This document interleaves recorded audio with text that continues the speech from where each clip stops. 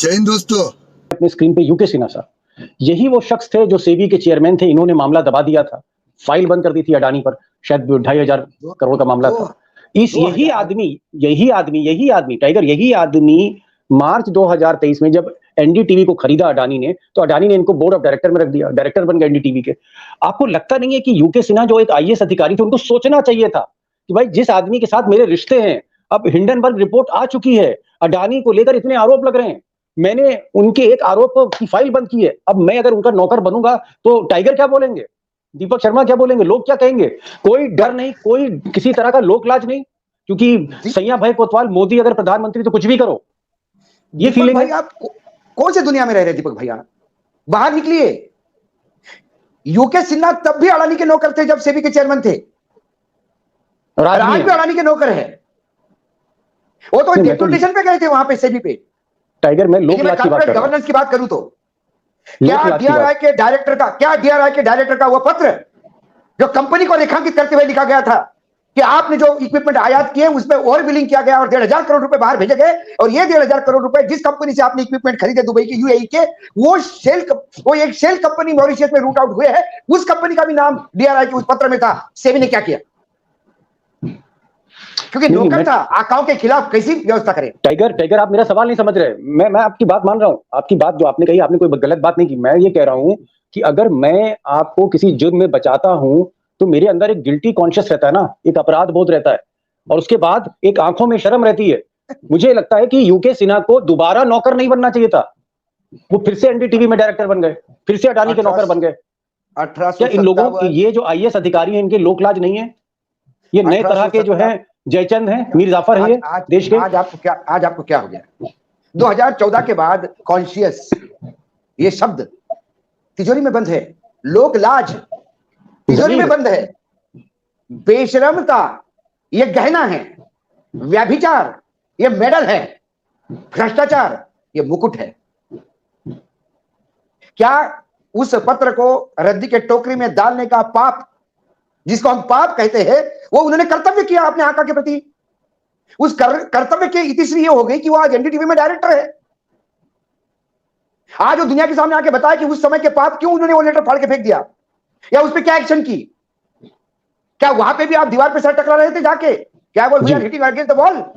जी, वहां पर कंपनियों के नाम थे, क्योंकि आप तब भी नौकर थे, आज भी नौकर है।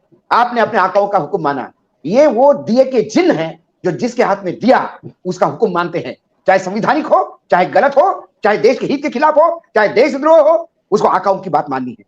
अब वो दिया अडानी जी के हाथ में है, तो ये अडानी के तमाम जिन जो है वो अडानी जी की ही बात मानेंगे। किस दुनिया में रह रहे हैं आप? किस भारत की बात कर रहे हैं आप? इंडिया को भारत बोलने से प्रेम नहीं जगता। इंडिया कहो या भारत कहो, उसके प्रति आपका कर्तव्य क्या है? उसके प्रति आपका दायित्व क्या है? अब दायित्व कर्तव्य ये शब्द अर्थहीन हो गए। मैं दूसरा सवाल कर रहा हूं। मेरा सवाल यह है कि यूके सिन्हा पर तो मैं आपकी बात समझ गया। एक और तस्वीर मैं आपको दिखाना चाह रहा हूं। ये तस्वीर जो है ये साइरल श्रॉफ की है, और ये बहुत ही नामी गिरामी, मतलब आप कह सकते हैं कि देश की जो सबसे बड़ी लॉ कंपनी है उसके मालिक मुख्तार है, और ये समधी हैं। इनकी बेटी जो है वो करण अडानी, जो अडानी जी के बेटे हैं, उनसे ब्याही है। मैं बेटी की फोटो नहीं दिखाना चाहता, बेटे की नहीं दिखाना चाहता, क्योंकि हम लोग किसी के चाहे कुछ भी हो, अडानी से हमारी कोई दुश्मनी तो है नहीं, तो हम उनके बच्चों पे नहीं जाएंगे, और नहीं बच्चों पे हम नहीं जाना चाहते। नहीं, उसमें ये पर्सनल मामला है। जी बिल्कुल, शादी की है, व्यक्तिगत मामला है। मैं बिल्कुल मैं अपने दोस्तों से कहूंगा, हम ऐसी गलती नहीं कर सकते। हम किसी भी दोस्तों से, मैं कहूंगा बहुत से दोस्तों के खत आते हैं कि साहब करण अडानी गौतम अडानी के बेटे हैं, और उनकी जो पत्नी है वो साइरल साहब की बेटी है। दामाद और बहू, इनकी तस्वीर हम नहीं दिखाएंगे, और हम सीधे बात करेंगे जो इश्यूज हैं, असली इश्यूज जो हैं। तो ये जो साइरल साहब हैं, ये जो है सेबी की जो कमेटी है, उस कमेटी के मेंबर हैं, और वो कमेटी जो है वो इनसाइडर ट्रेडिंग पे बनी हुई है, जैसा कि नया खुलासा आया है। ये मेरा खुलासा नहीं है, ये जो हलफनामा दिया गया है सुप्रीम कोर्ट में। अब ये जो साइरल साहब हैं, इनका काम है, उस कमेटी का काम है कि भाई जो स्टॉक मैनिपुलेशन हुआ है, जो इनसाइडर ट्रेडिंग हुई है शेयरों में, अडानी के शेयरों के भाव ऊपर गए, फिर नीचे आए, फिर ऊपर गए, फिर नीचे आए, खरबों रुपए के वारे न्यारे हुए, ये काम देखने का था इनका। अब ये समधी निकल आए। तो भाई हमारे हिंदुस्तान की जो संस्कृति है, रीतो रिवाज है, उसमें तो समधी तो बहुत बड़ा चीज है। एक समधी दूसरे समधी के खिलाफ कैसे जांच कर देगा? मैं ये कह रहा हूं कि साइरल साहब जो है वो कम से कम कमेटी से बाहर जा सकते थे, या सेबी ने जो रिपोर्ट लिखी, जो सेबी ने रिपोर्ट चंद्रचूड़ को दी, उसमें उन्होंने क्यों नहीं लिखा कि ये जो आरोपी है जिसकी हम लोग जांच कर रहे हैं इसका समधी कमेटी में। ये सारी चीजें टाइगर क्यों छुपाई गई सुप्रीम कोर्ट से चंद्रचूड़ से? चंद्रचूड़ की आंखों में धूल क्यों झोंकी जा रही है, मैं ये जानना चाह रहा हूं आपसे। सायरल श्रॉफ ये गौतम अडानी के पुराने मित्र है, उनकी फर्म लगातार अडानी ग्रुप को सेवाएं देती आ रही है। यही दोस्ती रिश्तेदारी में तब्दील हुई और मैं इस प्लेटफॉर्म पे उन दोनों पति पत्नी को दीर्घायु, ठीक है, बच्चों की बात छोड़ दीजिए, बच्चे छोड़ दिए सर, बच्चों का कोई दोष नहीं है। लेकिन ये समझी तो है। हाँ, वही मैं कह रहा हूं। क्या सायरल श्रॉफ उस कमिटी में इसलिए भेजे गए कि वो समझी है, या आपने मेरिट पे भेजे गए? यदि वो मेरिट पे भेजे गए जाते तो सबसे पहले वो कहते कि मेरी इस मामले में मैं इंक्वायरी नहीं करूंगा क्योंकि कॉन्फ्लिक्ट ऑफ इंटरेस्ट है। ये वो नहीं कह गए क्योंकि वो भी कॉर्पोरेट गवर्नेंस का बड़ा नाम है। वो नहीं कह रहे हैं, इसका मतलब वो उस कमिटी पे भेजे गए जी। जब उस कमिटी पे, अब सिंपल सी बात है, एक सिनेमा हॉल में आपको फ्री में पिक्चर देखना है तो सबसे पहले आप गेट कीपर को अपॉइंट करो, अपने किसी दोस्त को, अपने आदमी को गेट कीपर को अपॉइंट करो, रोज पिक्चर फ्री में देखो बिना टिकट। कौन पूछ रहा है? जो जिसको पूछना है वही आपका दोस्त है। सैया भय कोतवाल तो फिर डर काहे का जी। जब समधी भया कमिटी मेंबर तो डर काहे का जी। तो ये प्लेसमेंट है, ये प्लेसमेंट है आने वाले प्लानिंग की, क्योंकि इनसाइडर ट्रेडिंग ये प्री प्लान्ड काम है, ये यूं ही नहीं होता। ये कई लोगों को विश्वास में लेके, इसमें सेबी के लोग भी होते हैं, इसमें कई लोगों को विश्वास में लेके काम होते हैं, मिली भगत होता है। यहाँ पर तो ये इनसाइडर ट्रेडिंग के जो आरोप लगे हैं, ये आरोप नहीं है, ये प्री प्लान्ड होता आ रहा है। इसीलिए डर इस बात का नहीं था। ज्यादा से ज्यादा सेबी क्या करेगी? ऑर्डर दी इंक्वायरी करने वाला कौन? मेरा आदमी। जब आपका ही आदमी इंक्वायरी करने वाला हो जी और वो समझी हो तो वो अपने संबंध निभाना चाहिए था अपना दायित्व उस कमिटी के प्रति। लेकिन फिर इंसान होता है। देखिए, सॉफ्ट कॉर्नर तो हर आदमी को होगा। मैं समझ गया टाइगर। ये जो कहानी है अडानी की, जो कहानी है, जो अडानी कथा है, इस कथा में मैं देख रहा हूँ 2014 के बाद से शुरू होती है। और ये जो मामले मैंने आपको बताए कि 2014 में रिपोर्ट आती है, सेबी का चेयरमैन यूके सिन्हा उस रिपोर्ट को बंद कर देता है, फिर वही जो है एनडीटीवी का डायरेक्टर बन जाता है, फिर वो समधी साहब आ गए, समधी साहब कमेटी के मेंबर बने, उन्होंने भी आके नहीं खोली। खैर समधी साहब के ऊपर बहुत प्रेशर भी होगा। फिर एक और साहब है जिनका मैं भी नाम का जिक्र करने जा रहा हूँ। एक चीज मैं देख रहा हूं कि पूरी कहानी अडानी को लेकर, अडानी कांड को लेकर 2014 के बाद की, यानी जो भी गड़बड़ घोटाले दबाए गए छुपाए गए 14 के बाद हुए। तो क्या जो अधिकारी थे, जांचकर्ता थे, इन्वेस्टिगेशन ऑफिसर थे, उनके ऊपर जो सुपरवाइजिंग ऑफिसर थे, इन सबको ये लग रहा था कि भाई अब मोदी जी दिल्ली में बैठे हुए हैं, मालिक मुख्तार इस मुल्क का मोदी हो गया, बादशाह बदल गया है, और बादशाह का ये आदमी है, जैसे आप कह रहे हैं, एक रूप है अडानी। तो क्या मोदी जी की वजह से, मोदी और अडानी के रिश्तों की वजह से हर आदमी बेफिक्र था और वो जांच दबाता चला गया? उसको लगा कि कुछ नहीं हो सकता, अगर प्रधानमंत्री का आदमी है, इसके सारे केस बंद कर दो तो भी कुछ नहीं होगा। ऐसी फीलिंग थी लोगों में, इसीलिए घपला इतना बड़ा होता गया। ये फीलिंग नहीं, विश्वास था, और जबरदस्त विश्वास था, और आज भी है। आप मुझे बताइए, हिंडनबर्ग रिपोर्ट आया, क्या हुआ? स्टॉक मार्केट लुढ़क गया, फिर स्टॉक चढ़ गया। फिर हमने देखा अडानी साहब के जितने शेयर हैं, अडानी एंटरप्राइजेज, अडानी पावर, सब नीचे लुढ़के फिर ऊपर आ गए। दूसरी रिपोर्ट आई, फिर वो उड़ गई। पहले रिपोर्ट ने, इन्वेस्टिगेशन एजेंसी ने क्या इन्वेस्टिगेट किया कि शेयर में चढ़ उतार में किसने पैसा कमाया, उसी ने रिपोर्ट छपाई होगी। वो शेयर मार्केट में जो ऊपर नीचे हो गया फ्लक्चुएशन, जो अडानी सेठ के शेयर गिरे, इससे ज्यादा चिंतित है इन्वेस्टिगेशन एजेंसी। इस वजह से चिंतित नहीं है कि जो आरोप लगाए हैं अडानी जी पे, उसके अंदर तक जाए ना जी। टाइगर, तो सेकंड रिपोर्ट आने के बाद, मैं आपके पहले इस सवाल का जवाब दूं। सेकंड रिपोर्ट आई, क्या हो गया? सेकंड रिपोर्ट आई तो क्या आसमान टूट पड़ा? अरे भाई, जब नरेंद्र मोदी जैसा शख्स पूरी सरकार के साथ उसके पीछे खड़ा हो, क्या कौन कर लेगा उसको? जुडिशरी की भी एक लिमिट है। जुडिशरी खुद तो, चंद्रचूड़ साहब खुद तो अपना बैग उठा के नहीं जाएंगे एक डॉक्यूमेंट चेक करने। उन्होंने सेबी को बोला, सेबी ने उन्हीं के आदमियों को भेज के काम कर दिया। नहीं, आप सही कह रहे हैं, जज है, दरोगा नहीं करेगा क्या जी? और वो आज भी ताकतवर है। हमारी जो अभी आज की आपकी रिपोर्ट जो है, ये कल जब रिलीज होगा, ये शो जब आप रिलीज करोगे, उसके बाद लोग सुनेंगे। लेकिन अडानी जी का कुछ होने वाला नहीं है, और मैं कहते भी नहीं कि उनका कुछ होगा। जी। जब तक मोदी जी सरकार में है, तब तक अडानी जी का बाल विवाह का नहीं होगा। अडानी जी दिन ब दिन ऐसा ही ग्रो करते जाएंगे, और प्रोजेक्ट उनको मिलेंगे, और सरकारी चीजें उनको मिलेगी। जी टाइगर, ये एक तीसरी तस्वीर देख लीजिए, हालांकि मैं दिखा चुका हूं पहले आपसे। ये तस्वीर है ओपी भट्ट साहब। भट्ट साहब जो हैं, ये स्टेट बैंक, देश के सबसे बड़े बैंक के चेयरमैन थे भट्ट साहब। और भट्ट साहब जो है वो सुप्रीम कोर्ट के पैनल में भी आ गए। अब इनको नंदन नीलेकनी लेके आए या कामत साहब लेके आए, इनको भी उसी लॉबी ने जो है इनको जांच में सुप्रीम कोर्ट के पैनल में मिला दिया। अब मैंने भट्ट साहब का इसलिए जिक्र किया, और पहले भी मैंने अपने दोस्तों को बताया कि भाई भट्ट साहब जो हैं, जो जिनसे अपेक्षा है इस देश की या चंद्रचूड़ साहब की कि ये जांच करेंगे ईमानदारी से सुप्रीम कोर्ट के पैनल में रहकर, लेकिन मैं देख रहा हूं कि भट्ट साहब एक कंपनी के चेयरमैन हो गए। जब स्टेट बैंक से रिटायर हुए तो ये ग्रीन को कंपनी है, ग्रीन को, ये जो स्क्रीन पर लिखा आ रहा है ग्रीन को, ये ग्रीन को कंपनी के चेयरमैन। और ग्रीन को कंपनी का जो बिजनेस रिलेशनशिप है वो अडानी ग्रुप के साथ है, यानी उन्होंने बिजनेस समझौता कर रखा है।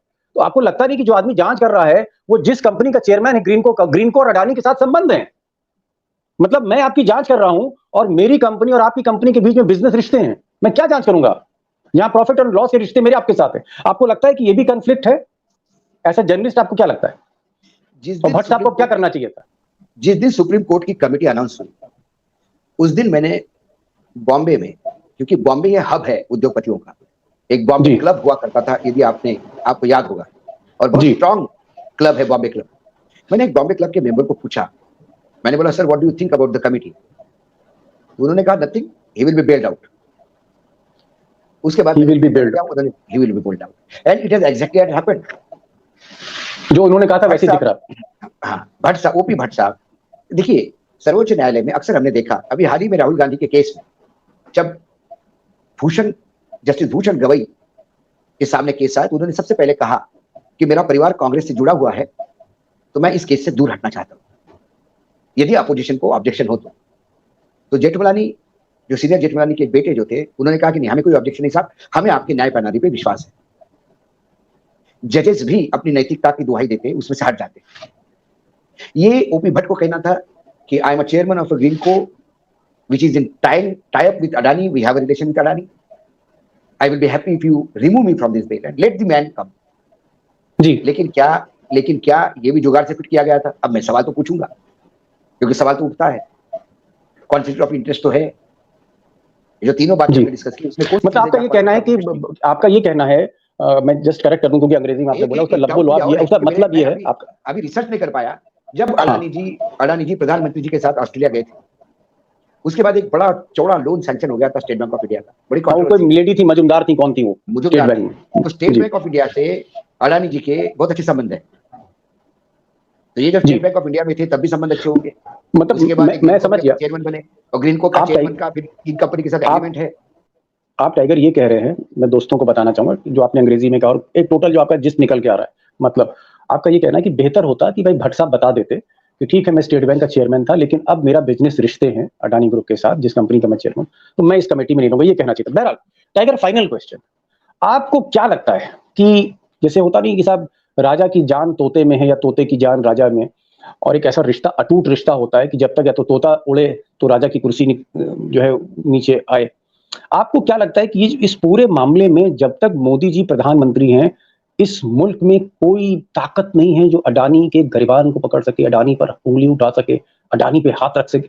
किसी माइका लाल की हैसियत नहीं है इस मुल्क में, कोई चंद्रशेखर आजाद अब भगत सिंह अब पैदा होने वाले नहीं है। ये जो मुल्क है इसके नमक की अब तासीर वो नहीं रही। क्या ये मुल्क जो है पूरी तरह से ऐसे लोगों का हो गया है जिसमें 99% लोगों ने चूड़ियां पहन रखी हैं? खुलेआम हम देखेंगे नंगा नाच, कुछ नहीं कर पाएंगे और हम आप ऐसे बोलते रहेंगे? क्या हमारे देश के जांचकर्ताओं ने हाथों में चूड़ियां पहन रखी हैं? मैं सिर्फ लास्ट क्वेश्चन, हमारे देश के जांचकर्ता नहीं हैं, वो किसी के नौकर हैं और अपने आकाओं का सिर्फ आदेश मानते हैं। उन्हें जांच नहीं करनी, उन्हें देश और राष्ट्र से कोई मतलब नहीं है, उन्हें मतलब सिर्फ अपने आकाओं के हैं जिन्होंने जिस जगह पे उनको रखा है। याद नहीं है एक एजेंसी के आदमी को सर्वोच्च न्यायालय से गिड़गिड़ा के 15 तारीख तक का टाइम मांगा है सरकार ने? क्या सोने के पर रखे उस इंसान में? लेकिन वो चाहिए, क्योंकि ऐसा more loyal than the king मिलेगा नहीं। तो हमारे यहां, और मैं ये नहीं मानता, आपने कहा होगा जांच एजेंसियों ने चूड़ियां पहन के रखी होगी, बाकी लोगों ने चूड़ियां पहन के रखी होगी, सत्ता पक्ष में जो लोग हैं और जो खुली आंखों से ये नंगा नाच देख रहे हैं कॉर्पोरेट सेक्टर का इस देश के सीने पे, वो भी हो सकता है चूड़ियां पहन के बैठे हैं। लेकिन मेरे देश का मतदाता जीवित है दीपक भाई, मेरे देश का मतदाता जीवित है। जब वो अति हो जाती है तो रास्ता दिखाता है, कर्नाटक में भी रास्ता दिखाया, हिमाचल में भी रास्ता दिखाया, दिल्ली में भी रास्ता दिखाया, और रास्ता दिखा देता है। वो अशिक्षित है, वो समस्याओं से ग्रसित है, वो आधा पेट भूखा है, आधा शरीर नग्न है, लेकिन उसकी ताकत वो जानता है। और यही डर है। इन्हें डर जाति एजेंसियों का नहीं है, इन्हें डर मीडिया का नहीं है, इन्हें डर आपका और हमारा नहीं है, इन्हें डर 2024 का है। 24 का। इसीलिए जब जब अडानी जी के ऊपर कोई आरोप आते हैं, एक नया शगुफा खुलता है, पूरा फोकस चेंज करने का प्रयास करता है, क्योंकि अडानी जी का मामला इतना बड़ा गड्ढा है जिसमें पूरी की पूरी